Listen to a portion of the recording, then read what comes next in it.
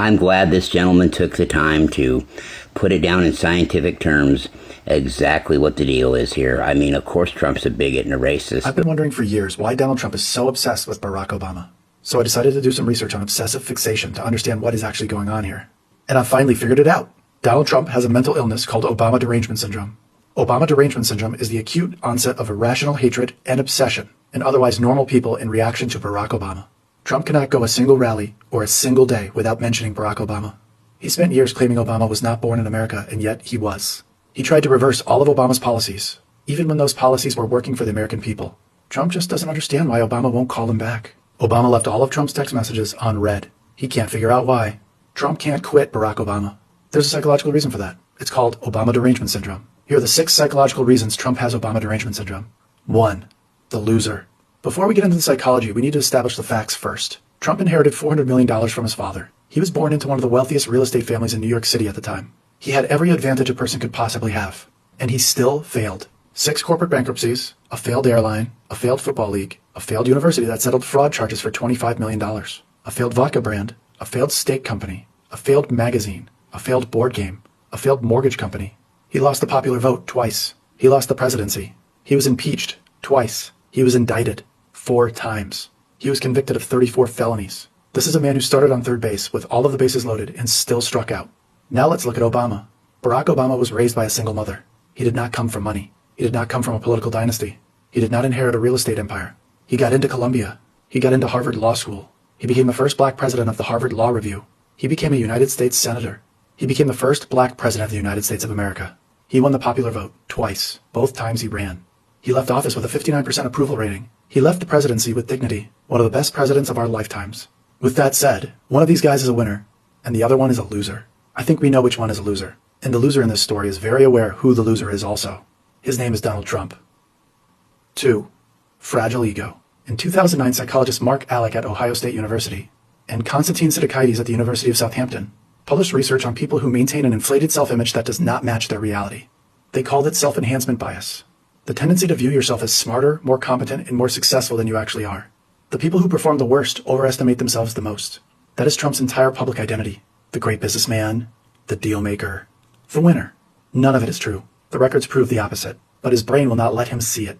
Self-enhancement bias works fine as long as nobody exposes the lie. Then Obama showed up, and Obama did not just succeed. He succeeded in the one arena Trump could never win: public service. Institutional respect, intellectual credibility, popular approval. Obama is the evidence that Trump's lie is a lie, that Trump's persona is a fraud. Obama is living evidence that Trump is a loser. Trump cannot bully, manipulate, or steal his way out of feeling like a fraud around President Obama, and Trump knows it. 3. The conspiracy machine. In 2017, legal scholar and psychologist Dan Kahan at Yale Law School published research on what happens when reality threatens a person's core identity. He called it identity protective cognition. It's the tendency to reject evidence that conflicts with who you believe you are, inside. Not because the evidence is weak, because accepting it would destroy your self-image. Kahan found that smart people are actually better at protecting their identity. They build arguments so good you almost believe them. Trump is not one of these smart people. His conspiracies are so obvious and ridiculous they are easily proven wrong. That is the birtherism conspiracy, Spygate, the deep state, that the election was stolen in 2020. 60 courts ruled it was not stolen. Every conspiracy Trump has aimed at Obama follows the same pattern. If Obama was not really born in America, then his presidency does not count. Obama's birth certificate wiped out that conspiracy instantly. If Obama's presidency does not count, then Trump's failure is not real. Trump's failure is real. It's not about evidence. It's about a man whose identity cannot survive the truth. And the truth is simple. Obama won everything Trump lost. The popular vote, the Nobel Peace Prize, the respect of the world. Trump lost it all, and Trump's mind cannot process that. Trump is too busy losing to handle any more losing. 4. The fake tough guy. In 2008, psychologists Joseph Vandello and Jennifer Bosson at the University of South Florida published research on what happens when a man's status is threatened. They called it precarious manhood theory, the finding that manhood is not a stable identity. It has to be constantly earned and proven time and time again. And when that manhood is threatened, it produces anxiety, aggression, and lashing out. Obama is calm, educated, and well-spoken, completely comfortable in his own skin. Trump is loud, undisciplined, and barely coherent, unbelievably insecure and awkward. Trump brags about grabbing women, because he's famous. Trump insults people on social media at 3 a.m. In Trump's world, his version of masculinity is supposed to win. The loud guy, the tough guy act, which is so obviously an act because he's so weak. The guy who dominates the room, but Obama won without any of it. Obama won by being everything Trump cannot be. Obama is a masculine status threat to Trump. And it explains Trump using Obama's full name. He constantly says Barack Hussein Obama. Every time he says Obama's full name, he's trying to make Obama sound foreign, sound like he does not belong. Because if Obama belongs, then Trump's version of manhood is the one that does not work. And let's be honest, 1980s tough guy doesn't work anymore. 5. The obsession. In 1920, Sigmund Freud published research on a pattern he observed in patients who could not stop repeating painful behaviors. He called it repetitive compulsion, the unconscious drive to return to the source of an emotional wound over and over again. Not to heal that emotional wound, but because stopping would mean accepting the pain is real. Trump doesn't bring up Obama's name once in a while. It's every single time he's in front of the camera. Press conferences about the economy, he brings up Obama. Rallies about immigration, he brings up Obama. Interviews about foreign policy, he brings up Obama. It doesn't matter what the subject is. Trump can't keep Obama's name out of his mouth. Trump does not bring up Obama's name because it helps him politically. His advisors told him to stop doing this. His strategists told him to stop doing it. His own staff have told him to stop doing it. He can't stop. It doesn't help him with independent voters. It doesn't help him with swing states. It doesn't help him with anyone who's not already in the cult. He does it because he cannot stop. He is obsessed with Obama. Every time Trump mentions Obama, he is returning to the emotional wound. And every time he attacks Obama, the wound does not close or heal. It opens wider and gets bigger as he becomes more obsessed. Because attacking Obama just reminds everyone of the comparison. And the comparison is devastating. He can't stop because stopping means sitting with the pain and self-reflecting. And narcissistic people do not self-reflect or try to deal with their pain. He loses and becomes more obsessed the moment he opens his mouth and says Obama's name. He always loses. And everyone but him can so obviously see his creepy obsession with Obama. 6. Patient zero. A narcissist is rarely born. They are usually built. Fred Trump told his son two things his entire childhood. You are a king, and you need to be a killer. If he won, his father rewarded him. If he lost, he was punished. Trump's mother got sick when he was 2 years old. His niece Mary Trump said in her book, he was basically left on his own during a formative part of his life. When reporters asked Trump how his mother showed love, he had nothing to say. Donald watched his older brother Freddie get destroyed by his father every day. And instead of helping his brother, Donald joined in on the abuse. He and his father ridiculed Freddie constantly, made fun of him for being weak, made fun of him for not being a killer in business. Two grown men tearing apart a man who's falling apart right in front of them. His older brother Freddie could not handle it. He started drinking and died at the age of 42. The message was clear. Be a killer or end up like his brother, Freddie Trump. In 1964, psychologist Erich Fromm coined the term malignant narcissism. Fromm was a Jewish psychologist who fled fascist Germany in World War II.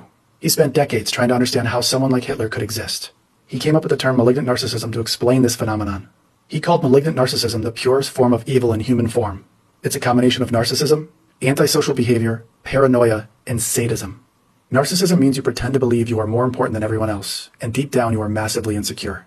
A narcissist knows their success is not real. They know it was not earned, and every waking moment is spent making sure nobody else figures that out. The lying never stops because the truth would end their performance. Anyone who questions their success gets attacked. Anyone who threatens it gets destroyed. A narcissist surrounds themselves with people who tell them how great they are, because if the praise stops for 1 second, they would collapse. This is Trump at every rally begging crowds to cheer for him. This is Trump demanding loyalty from everyone around him. Trump attacking anyone who tells the truth about him. All of this is a man terrified of being exposed as a fraud. Antisocial behavior means you lie, cheat, and manipulate people without feeling bad about it.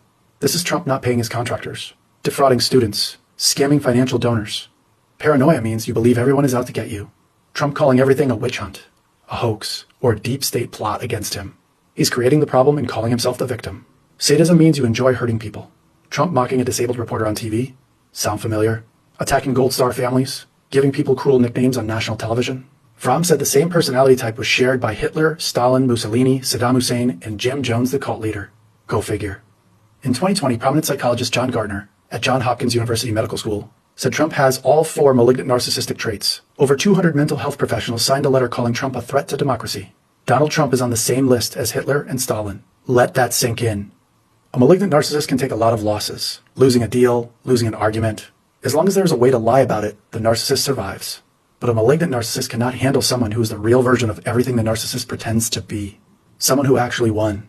Someone who actually earned it. Someone the whole world respects without being asked. Barack Obama is all of those things. And Donald Trump knows it. He has always known it. He cannot accept it. He cannot move on. He cannot stop his obsession with Barack Obama. Malignant narcissism was a term invented to explain Adolf Hitler. That now applies to a man who cannot stop talking about Barack Obama at a rally in Ohio on a Tuesday night. It's a broken man staring at a picture of Obama, the one person he could never be, and losing his mind over it. Sorry, Trump. Obama's just not that into you. You have Obama derangement syndrome. Now that's an undeniable scientific fact. A lot of white folk do.